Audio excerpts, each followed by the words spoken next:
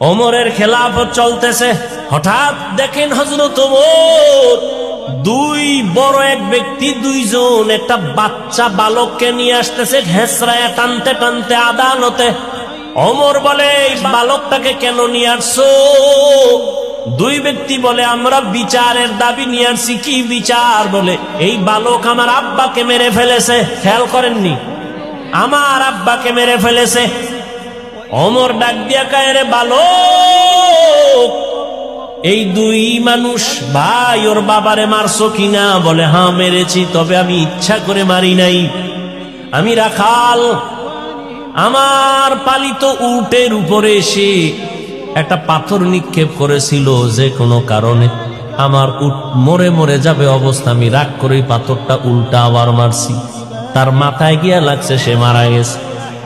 ওমর বললেন, এখন তোমার ফয়সালা হয়ে যাবে। কি হবে? তোমার গর্দান উড়ায় দিতে হবে, এটাই ফয়সালা। বালক কয়, আমারে 3 দিনের একটু সময় দেন, আমার একটা মনের আশা। বলে, কি?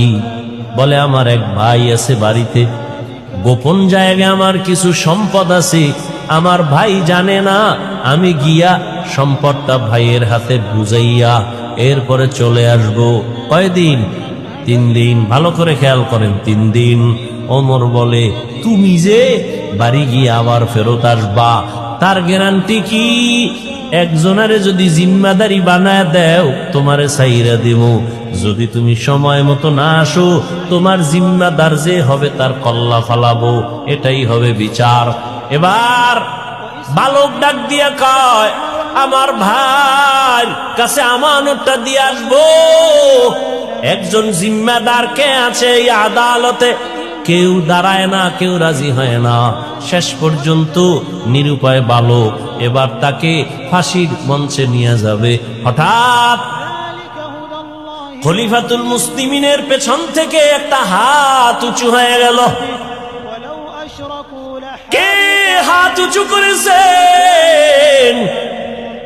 রহমতের নবীর কলিজার এক সাহাবী আবু যর গিফারি রাদিয়াল্লাহু আনহু। ডাক দিয়া কয়, খলিফাতুল মুসলিমিন, এই বালকের ছেড়ে দেন, আমি জিম্মাদারি নিলাম। এবার আবু যর জিম্মাদার হয়ে গেলেন। 3 দিন পরে বালক আসবে, না আসলে আবু যরের কল্লা যাবে। একদিন চলে গেল, বালকের খবর নাই। দ্বিতীয় দিন চলে গেল, বালকের খবর নাই। তৃতীয় দিন চলে যাবে ভাব, বিকাল বেলা সূর্য গড়াইয়া